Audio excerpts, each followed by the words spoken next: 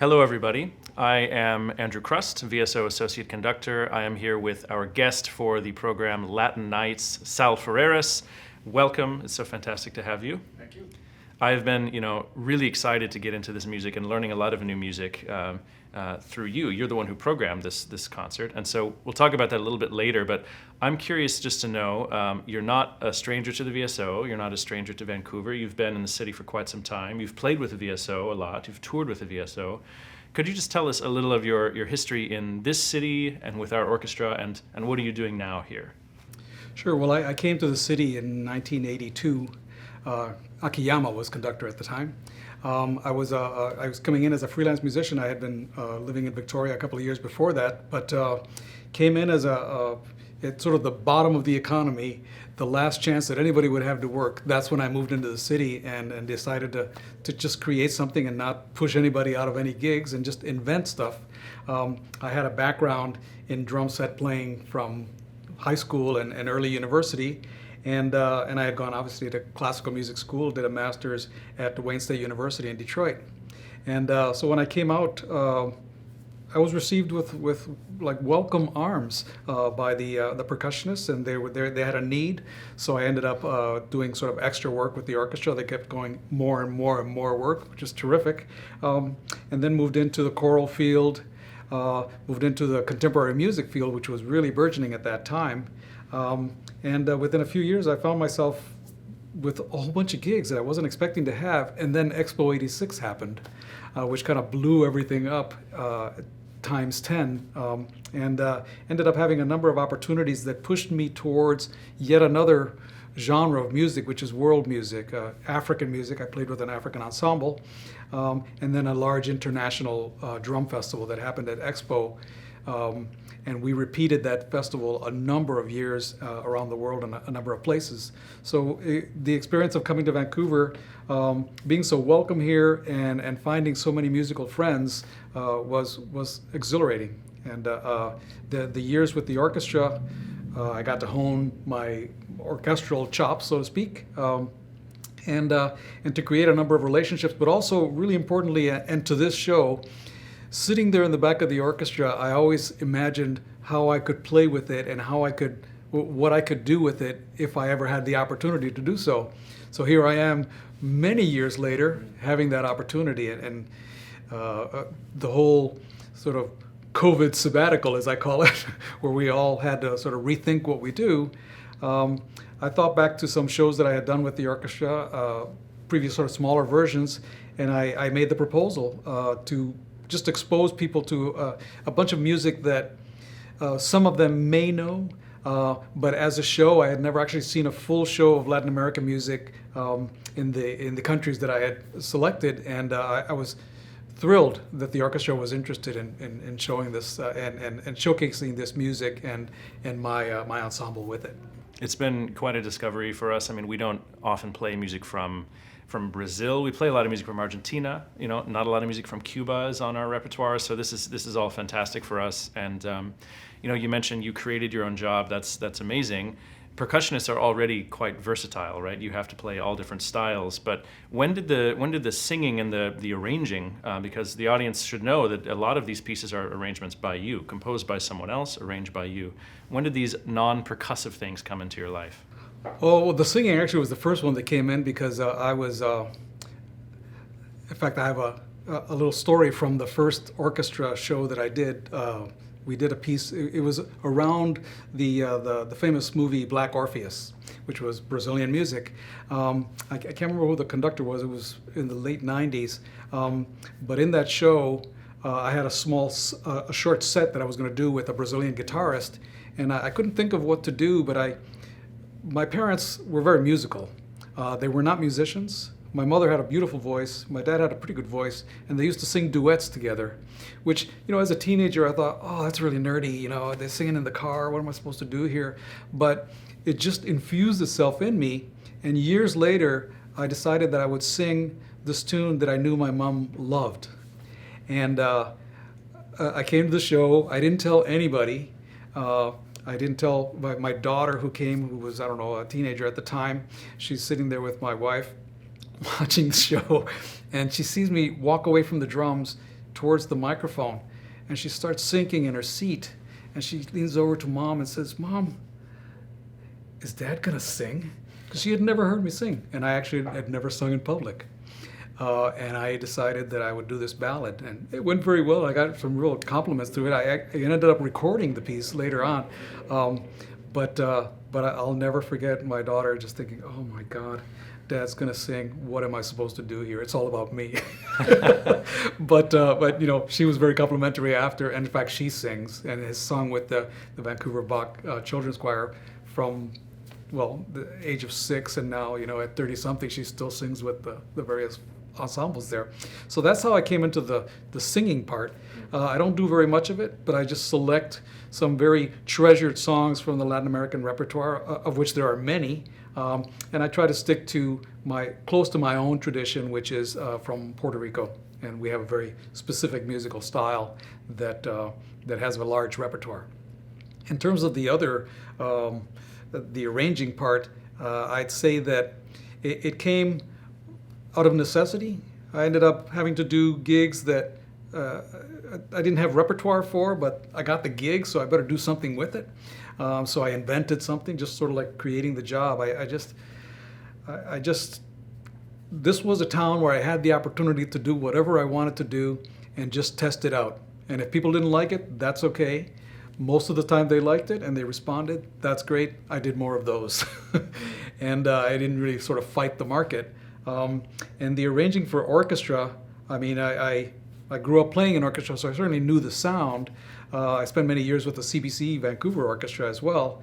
And it was, as I say, you play, but I always felt like my presence within as a player was complementing a major educational experience that I was getting, and how composers combine colors, combine instruments, and create these sonorities that are so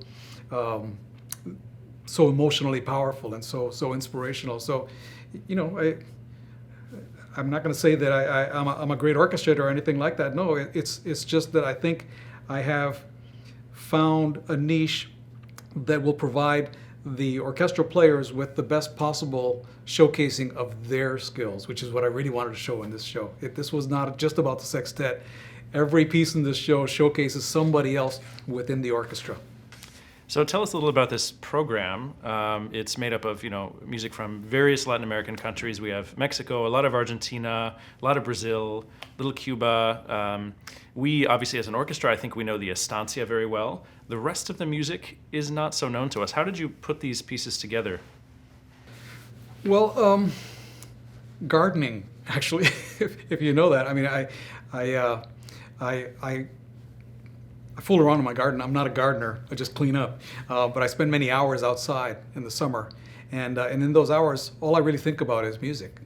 And I think about tunes and pieces that I've heard. And I thought, well, it would be nice to have a combination. I remember listening to this one, the Galindo piece, for example, the Sones de Mariachi, which is it's very old in terms of the orchestral repertoire. It's quite old for even Latin America.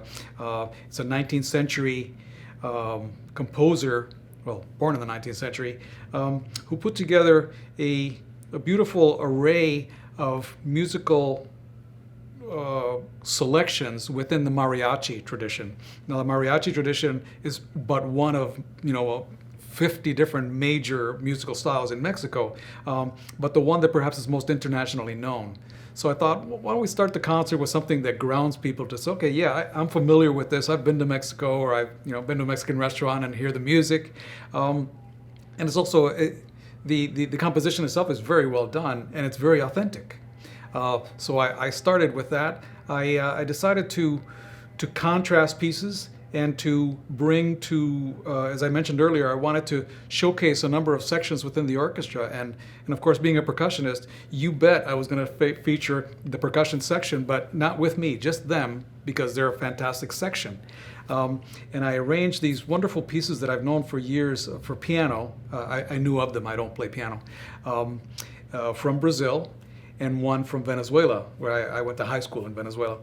And it was a real treat. It brought me back to that music. It brought me back to the fun of that music, and is in the case of the Venezuelan piece, it's in a style called joropo, of which we play one more piece later in that style. And then the first, I think it's the first piece by Alberto Nepomuceno from Brazil. It's called Galofeira, which means sort of like crazy, kind of frantic. It's a great piano showcase which works really well on keyboards, mallet keyboards for percussion. So it's there. My bass player Jody Prosnick is going to join for both those pieces, and then I suggested a beautiful piece that I had played, in fact, a number of years earlier with the Borealis String Quartet, which was the Concierto para Quinteto by Astor Piazzolla, which everybody knows. Everybody knows him. I'm not sure if they know this piece, but it's a beautiful piece, and it works really well. And orchestrated it for the ensemble. We don't have a bandoneon player, but that has never kept me from enjoying Piazzolla's music and finding a way to showcase again the orchestra. There's selected instruments within the ensemble that are featured, especially violin and clarinet, that I thought would work beautifully in that piece, and I'm confident that they will. After that, we do this. There's another crazy piece from Brazil. They're very notey in Brazil. They play a lot of their folk music, and a lot of their sort of pop classical music is very note intensive. And I chose one because although it's a Brazilian piece, the arrangement that I have is in a Venezuelan style, which is also a super hyper style. And I thought, well, this would be a great showcase for your first flute and for your first violin. And so put that together, and on that one I play maracas, and while maracas is a pretty common instrument, the Venezuelans have a very particular style of maraca which is well known. Colombians use it as well. And so it gives me a chance to showcase a style of percussion that maybe nobody knew and nobody knew existed. So that'll be fun. And then the estancia, as you mentioned earlier, that's a war horse of the orchestral repertoire, and it always is a hit. It's sort of like when you have Carmina Burana. Everybody knows it, and everybody loves to hear it again. But the second half, the idea was to showcase a wonderful musical sextet that I have. They're mostly jazz players and a couple of Latin American players as well that play jazz. And the sextet is going to feature a range of pieces. We do the first piece, Causas y Azares, is by Silvio Rodriguez from Cuba, a well-known singer-songwriter, extremely well-known. He was sort of the father of a new style called Nueva Trova, which means new song, that started in the late 60s and took over for, 20 years in the market. It's a beautiful piece called Causas y Azares, which means causes and fate, about the things that happen in life. And that's followed by a piece, I think it may be because my wife was a trombone player, I decided I got to showcase the trombones just so that she can enjoy it. So the second piece is a Brazilian piece in a style called choro. And again, kind of notey, but very, very cool groove to it. And so we're featuring the sextet with the trombone section and the tuba of the orchestra. Following that, we're going to do another ballad from Puerto Rico. That's another one that I sing, and that is called Lamento Borincano, a beautiful piece, perhaps one of the most famous pieces of the Puerto Rican repertoire, both nationally and internationally. And following that, we have a very, very cool rhythmic interplay. Cuba is known for a lot of its rhythms, but in particular for the basic rhythm called the clave, the tak, tak, tak, tak, tak. And so this piece is a take on that with a rhythm interposed on top of it, but it's really just an excuse for all the players in the orchestra, in the sextet to solo over this very wonderful rhythm. And then we follow that one with a wonderful, wonderful composition called Villa Palmeras from Puerto Rico by an alto player, Miguel Zenon from Puerto Rico, that again showcases more the jazz and the Latin jazz element that is so strong in the Caribbean, especially in Cuba and Puerto Rico, and gives us an opportunity to kind of let loose and go for it in order to give me an opportunity to showcase this incredible sextet. They are fabulous players with huge musical experiences, world tours, international artists, and they live right in our midst. And I've worked with them on a number of things, and besides thrilled to play with them, it's always inspirational. We rehearsed today for the first time. That I had seen most of them for 2 years, and it was almost like, oh, my tears are coming up because it's so emotional, and things just like we pick up right where we left off, and that's been wonderful. So we follow that with there's a composer that I mean, known internationally, Lalo Schifrin, and known for all the television and movie work.